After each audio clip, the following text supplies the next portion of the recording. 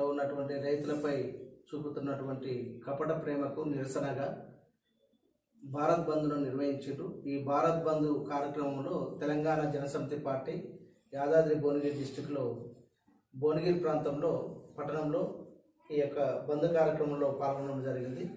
మేము నిరసనగా ఈరోజు తెలంగాణ జనసమితి పార్టీ అధినేత కోదండరాం సార్ పిలుపు మేరకు ఈరోజు బంద్లో పాల్గొన్నాం.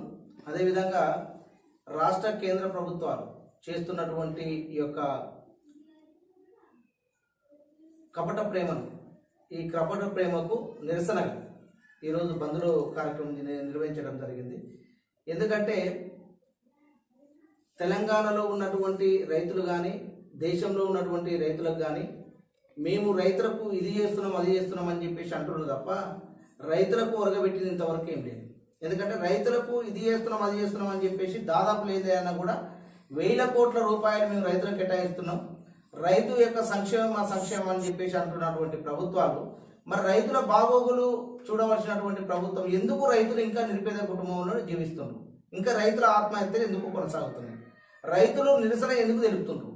ఇవన్నీ ఒకసారి ప్రజలు గమనించాలి. ఎందుకంటే రాజకీయంగా మేము ఏం చెప్తే అది నడుస్తుంది అని చెప్పేసి అనుకున్నటువంటి ప్రభుత్వాలు ఇప్పటికైనా కళ్ళు తెరవాలి. ఎందుకంటే గత ప్రభుత్వాలు చేసినటువంటి తప్పిదాలు మరి ఈ ప్రభుత్వం కూడా ఒకవేళ చేస్తుందని చెప్పేసి ఆలోచన కళ్ళ కట్టినట్టు కూడా ప్రజలకు అవుపిస్తుంది.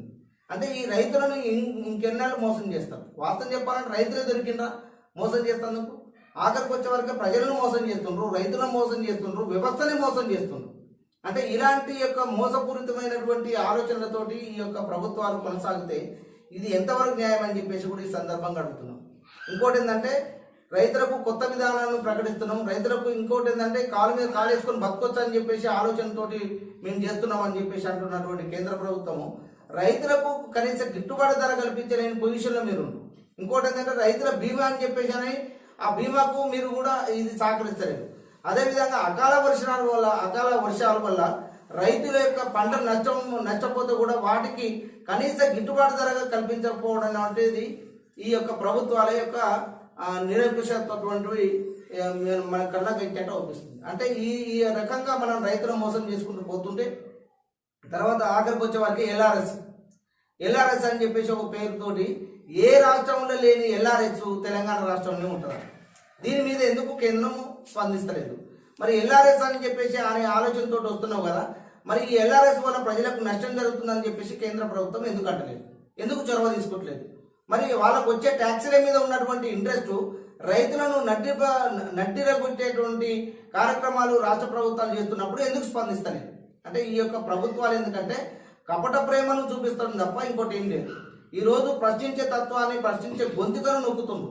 ఈ రెండు పార్టీలు కలిసేసి కనీసం మీడియాను కూడా కంట్రోల్ చేసుకుంటారు. మీడియాను కూడా ఇక్కడి నుంచి ఏ ఛానల్ వేసినా కానీ ఏది చేసినా కానీ అక్కడ ఉన్నటువంటి ఎడిటర్తోని ఒత్తిడి తీసుకొచ్చేసి వాళ్ళని భయభ్రాంతులకు గురి చేసి మీడియాలో ఉన్నటువంటి నిజాలను కూడా బయటికి రాకుండా ఇష్టానుసారంగా నొక్కడం వల్ల మీడియా కూడా ఈరోజు అట్లా ఈ కుళ్ళు రాజకీయాల వల్ల వాళ్ళు కూడా సఫర్ అయిపోతున్నారు.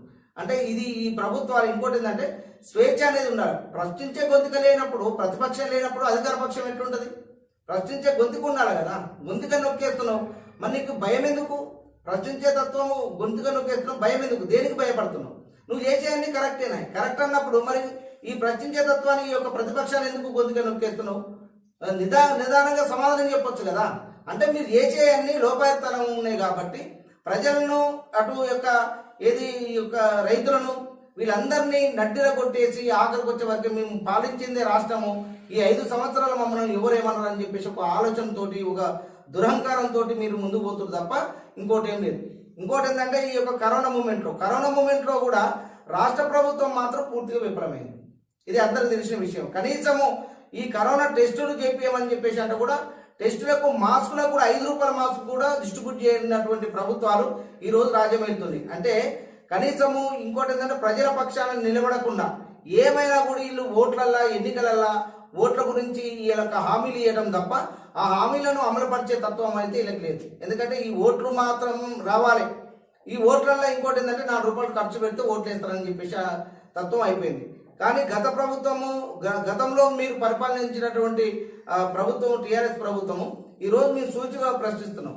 ఈరోజు మీరు ఇంకోటి 6 సంవత్సరాలు 7 సంవత్సరాలు అయింది. 7 సంవత్సరాల కాలంలో ఈ రోజు మీరు తెరపైకి వచ్చారు. ఈ రోజు ఏది కేంద్ర ప్రభుత్వానికి నిరసనగా మేము కూడా తెలుపుతున్నామని చెప్పేసి మీరు ఈ రోజు రోడ్డుపైకి వచ్చారు. ఆ రోడ్డుపైకి వచ్చిన క్రమంలో కనీసము మీ టీఆర్ఎస్ వర్కింగ్ ప్రెసిడెంట్ కేటీఆర్ ఏమంటారు, 2 గంటలు చేద్దాం, 2 గంటల తర్వాత ఎవరి ఇళ్ళ కలుగుకోండి, మళ్ళీ షాపులు తెలుసుకోండి అని చెప్పేసి అంటారు. అంటే దేనికి ఇది? కేంద్ర ప్రభుత్వం రాష్ట్ర ప్రభుత్వం ఆడుతున్నటువంటి నాటకాల. అంటే మీకు ఎందుకంటే మీరు చేసినటువంటి ఈ యొక్క అవినీతికి ఏడమల కేంద్ర ప్రభుత్వం మమ్మల్ని ఒత్తిడికి గురి చేస్తుందో అని చెప్పేసి ఒక ఆలోచనతోటి ఇది కనీసం మేము ఎందుకంటే ప్రజల మన్నలను మేము కోల్పోతున్నాము, ఒక 2 గంటల పాటు చేస్తామని చెప్పేసి ఒక ఆలోచన తప్ప ఇంకోటి ఏం లేదని చెప్పేసి కూడా ఈ సందర్భంగా మేము డిమాండ్ చేస్తున్నాం. అంటే ఈ యొక్క రాష్ట్ర కేంద్ర ప్రభుత్వాల యొక్క దురలవాట్లు, ఇంకోటి ఏంటంటే ఈ యొక్క వ్యభిచార యొక్క రాజకీయాలు వీళ్ళకి తప్ప ఇంకో పార్టీకి తెలియదని చెప్పేసి కూడా మేము ఈ సందర్భంగా మనవి చేస్తూ, ఇంకోటి ఏంటంటే ఈ రోజు తెలంగాణ జనసమితి పార్టీ ఎప్పటికైనా కూడా ప్రజల పక్షాన ఉండే పార్టీ తెలంగాణ జనసమితి పార్టీ. ఈ జనసమితి పార్టీ ఖచ్చితంగా ప్రజల పక్షాన ఉండి పోరాడేసి రానున్నటువంటి ఎమ్మెల్సీ మార్చిలో ఉన్నటువంటి ఎమ్మెల్సీ ఎన్నికలలో కోదండరాం సార్ గారు విజయం సాధిస్తారు.